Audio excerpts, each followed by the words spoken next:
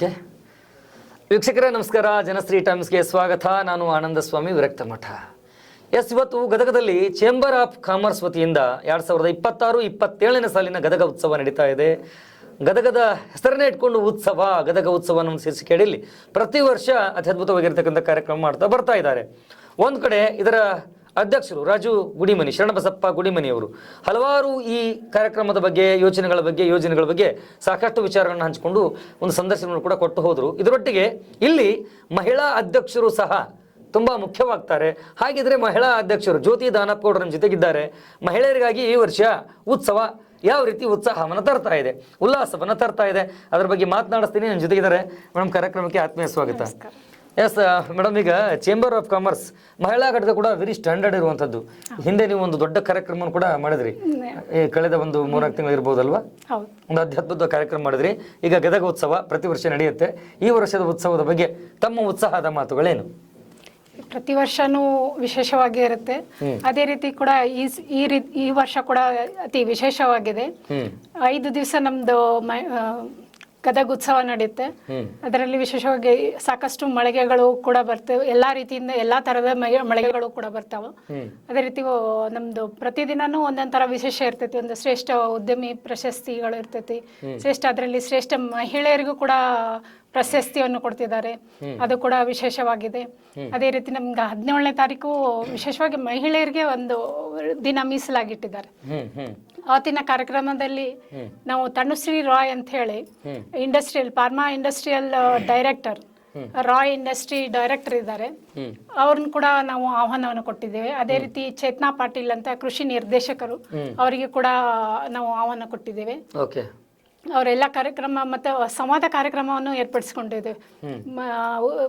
ಮಹಿಳಾ ಉದ್ದಿಮೆದಾರರಿಗೆ, ಯುವ ಉದ್ದಿಮೆದಾರರಿಗೆ ಇರ್ತಕ್ಕಂತಹ ಸಮಸ್ಯೆಗಳ ಬಗ್ಗೆ, ಅವರಿಗೆ ಆಗ್ತಕ್ಕಂಥ ತೊಂದರೆಗಳ ಬಗ್ಗೆ DSCC ಇಂದ ಬಾರಿಗಿಡದಂತ ಸರ್ ಬರ್ತಿದ್ದಾರೆ.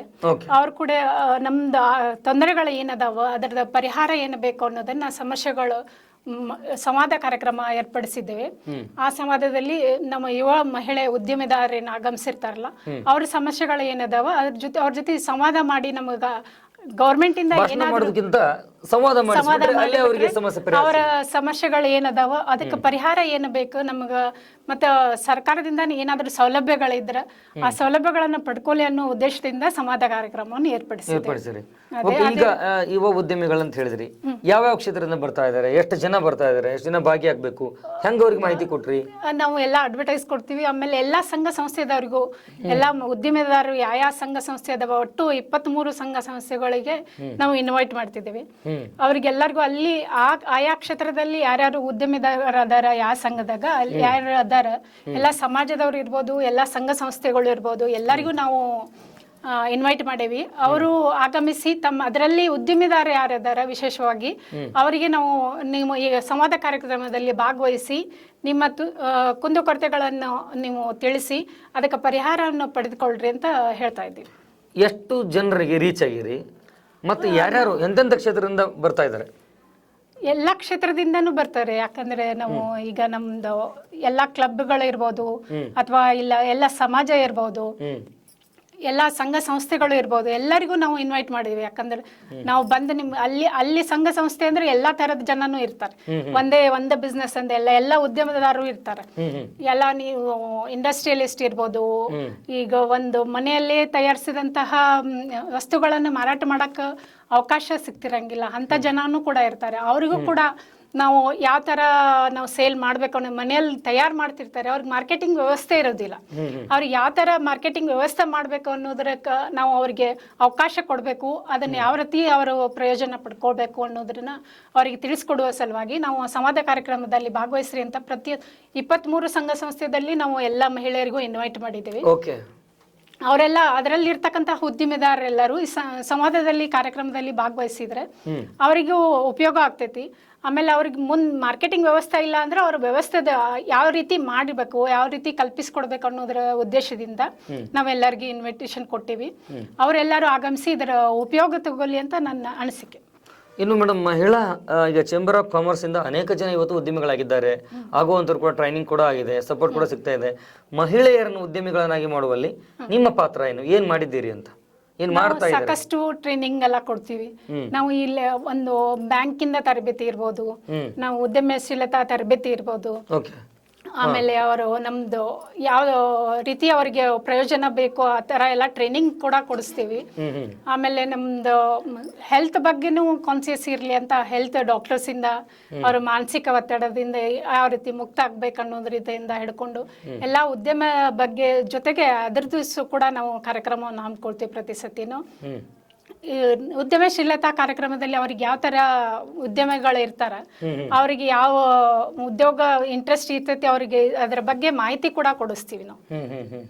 ಮೇಡಮ್, ಇನ್ನು ಈ ಸಾರಿಯ ಈ ಉತ್ಸವಕ್ಕೆ ಎಷ್ಟು ಜನ ಮಹಿಳೆಯರು ಸೇರ್ಬಹುದು, ಎಷ್ಟು ಜನ ಪ್ರಯೋಜನ ಪಡ್ಕೊಳ್ಬಹುದು? ನಾವು ಒಂದು 500 ಜನ ಅಂತೂ ಪರ್ ಡೇ ಅಂತ ನಾವು ಮಹಿಳೆಯರೇ ನಿರೀಕ್ಷೆ ಇಟ್ಟಿದ್ದೀವಿ.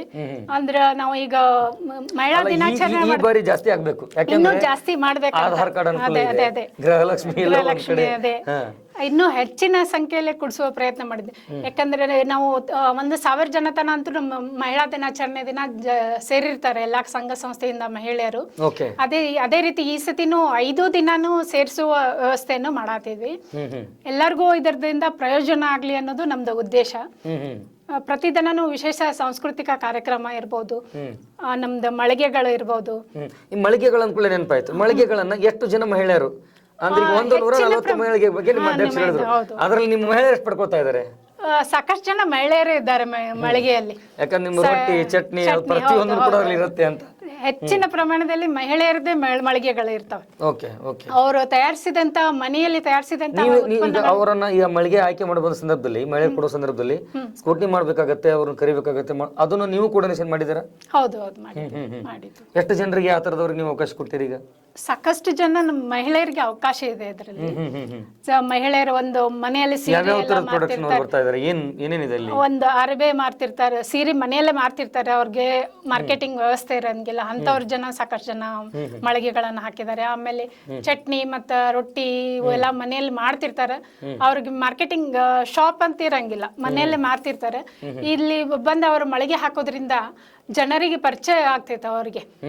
ಆಮೇಲೆ ಅವ್ರಿಗೆ ಆರ್ಡರ್ ಕೊಟ್ರೆ ಅವರು ಕಾಂಟ್ಯಾಕ್ಟ್ ಇಂದ ಎಲ್ಲರಿಗೂ ಸಾಕಷ್ಟು ಅನುಕೂಲ ಆಗಿದೆ. ಪ್ರತಿ ವರ್ಷ ಕೂಡ ಸಾಕಷ್ಟು ಕಡೆಯಿಂದ ಬರ್ತಾರೆ. ಅದು ಬ್ಯಾಗ್ ತಯಾರಿಸಿದವರು ಇರ್ಬೋದು, ಮನೆಯಲ್ಲೇ ಬ್ಯಾಗ್ ತಯಾರಿಸ್ತಿರ್ತಾರೆ, ಅವರು ಮಾರ್ಕೆಟಿಂಗ್ ಅಂತ ಶಾಪ್ ಅಂತ ಏನಿರಂಗಿಲ್ಲ. ಸೊ ಅಂತ ಈ ನಮ್ಮ ಗದಗ ಉತ್ಸವದಿಂದ ಅವರು ಸಾಕಷ್ಟು ಜನಪ್ರಿಯವಾಗಿ ಅವ್ರ ನಮ್ಮ ಫೋನ್ ನಂಬರ್ ಕೊಟ್ಟಿರ್ತಾರಲ್ಲ, ಅದ್ರ ಕಾಂಟ್ಯಾಕ್ಟ್ ಮುಖಾಂತರ ಸಾಕಷ್ಟು ಆರ್ಡರ್ ಕೊಟ್ಟು ಅವ್ರ ಪರ್ಚೇಸ್ ಮಾಡ್ತಾರೆ. ಅವರು ಹೇಳ್ತಿರ್ತಾರೆ ಸಾಕಷ್ಟು ಅನುಕೂಲ ಆಗಿದೆ ನಮ್ ಗದಗ ಉತ್ಸವದಿಂದ. ಆ ರೀತಿ ಸಾಕಷ್ಟು ಮಹಿಳೆಯರು ತಮ್ಮ ಕಾಲ ಮೇಲೆ ತಾವು ನಿಂದುವಂತಹ ವ್ಯವಸ್ಥೆ ಕೂಡ ಅನುಕೂಲ ಆಗಿದೆ. ಕೊನೆಯದಾಗಿ ಈ ಮೂಲಕ ಈ ಉತ್ಸವಕ್ಕೆ ಬರಲಿಕ್ಕೆ ಆಹ್ವಾನ ಮಾಡ್ಲಿಕ್ಕೆ ಯಾವ ರೀತಿ ಹೇಳ್ತೀರಿ ನಿಮ್ಮ ಮಹಿಳೆಯರಿಗೆ? ಎಲ್ಲರೂ ಈ ಕಾರ್ಯಕ್ರಮದ ಉಪಯೋಗ ತಗೋರಿ. ಸಾಕಷ್ಟು ವಿಶೇಷವಾಗೈತಿ. ನಿಮ್ಮ ವ್ಯಾಪಾರಸ್ಥ ಮಹಿಳೆಯರಿಗೆ ಯಾವ ರೀತಿ ಅನುಕೂಲ ಮಾಡ್ಬೇಕಂತ ಮನೆಯಲ್ಲಿ ವ್ಯವಸ್ಥೆ ಮಾಡ್ಕೋಬೇಕಂತ ಮಾಡ್ಕೋತಿರ್ತಾರೆ. ಅವ್ರಿಗೆ ಯಾವ ತರ ನಾವು ಹೊರಗಡೆ ಬಂದು ಮಾರ್ಕೆಟಿಂಗ್ ಮಾಡ್ಬೇಕು, ಮತ್ತೆ ಯಾವ ತರ ನಾವು ಅದನ್ನ ರೆಡಿ ಮಾಡ್ಬೇಕು ಅನ್ನೋದು ಐಡಿಯಾ ಇರಂಗಿಲ್ಲ.